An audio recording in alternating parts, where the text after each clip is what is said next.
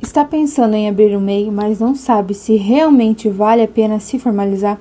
Neste vídeo, iremos te mostrar de forma simples e direta as principais vantagens e desvantagens de ser microempreendedor individual. MEI. MEI é uma modalidade de empresa para quem trabalha por conta própria. Ele te permite que tu tenhas CNPJ, acesso aos benefícios previdenciários e, por fim, e melhor, pague menos impostos.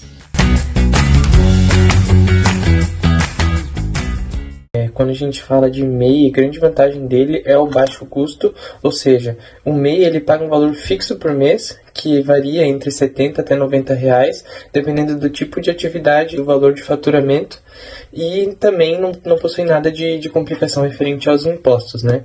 O MEI também, ele tem acesso ao benefício do INSS, ou seja, ele tem direito à aposentadoria por idade, auxílio-doença, salário maternidade e outros benefícios, mas claro, né, cumprindo as regras do INSS e contribuindo mensalmente com um valor pré-estabelecido com base na faixa salarial que ele pretende contribuir, né?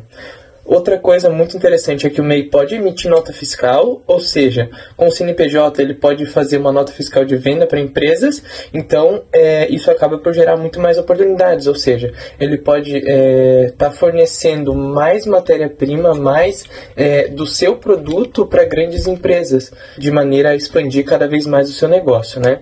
E também outro ponto muito interessante é a facilidade que a gente tem, tanto de abrir quanto para manter o MEI, né? Como eu comentei anteriormente, o valor é entre 70 e 90 reais mensais para poder manter o MEI e o MEI ele é gratuito para você abrir.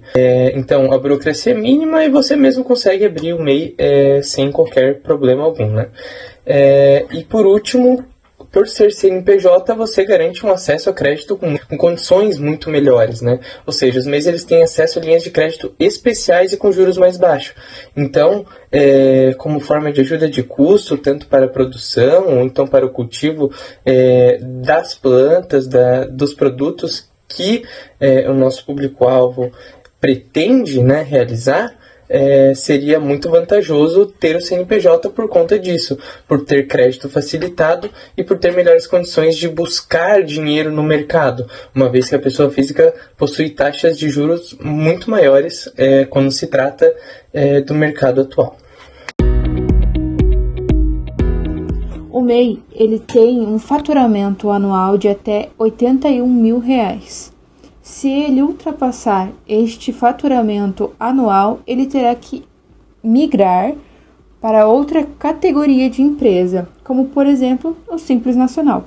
Além disso, o MEI ele só pode contratar apenas um funcionário, pagando um salário mínimo ou piso da categoria. Após a formalização do MEI, nem todas as atividades são aceitas, algumas profissões, como por exemplo advogados, médicos, que são bastante regulamentadas. Outra desvantagem também da formalização do MEI é que ele não tem aposentadoria por tempo de contribuição, ele participa apenas da contribuição por idade. Se ele quiser algum outro tipo de benefício, ele terá que pagar alguma guia complementar. No MEI, nós temos uma responsabilidade ilimitada. Então, o empreendedor, ele responde com seus bens pessoais sobre uma dívida sobre a empresa. E então, vale a pena ser MEI? Se você está começando, quer pagar pouco impostos e emitir nota fiscal, o MEI é uma excelente porta de entrada. Mas se você pretende crescer rápido, contratar várias pessoas e faturar acima do limite, é importante pensar em outra modalidade de empresa. Iremos falar agora sobre a sociedade unipessoal. Agora, com a sociedade unipessoal, você vai entender como ela é, como ela funciona, quais as vantagens e desvantagens e se vale a pena esse tipo de estrutura empresarial. A sociedade unipessoal ela é um tipo de empresa em que só existe apenas um sócio, como diz o nome. Porém, ela funciona exatamente igual a uma sociedade limitada, né? Ela continua sendo uma empresa limitada, mas ela não existe aquela restrição de ter apenas de ter mais de um sócio, né? Ela foi criada com a intenção de facilitar mesmo a vida do empreendedor que precisa de proteção patrimonial, mas também não precisa depender de um sócio de fachada, né? Sendo um filho, uma esposa, e também a tributação é menor.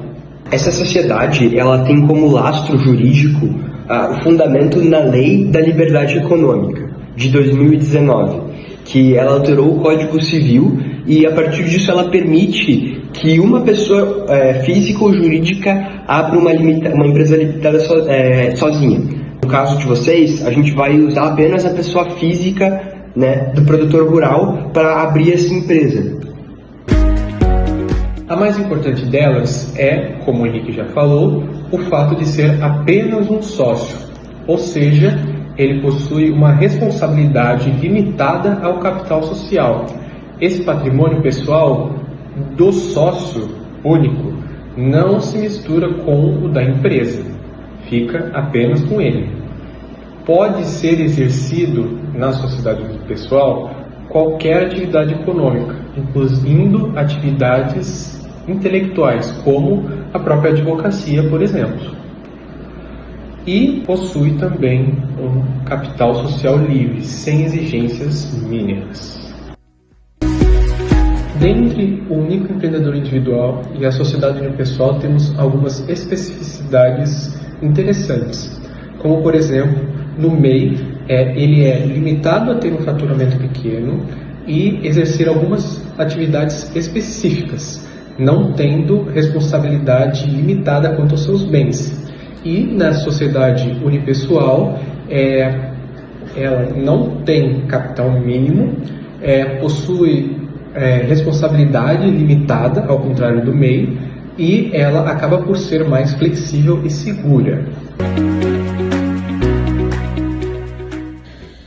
Uma das dificuldades da sociedade unipessoal é na obtenção de financiamentos.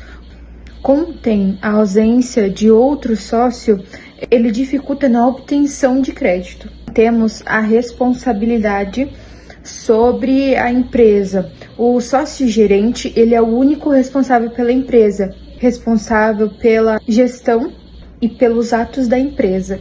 Em caso de má gestão, ele pode ser responsabilizado pessoalmente por dívidas da empresa.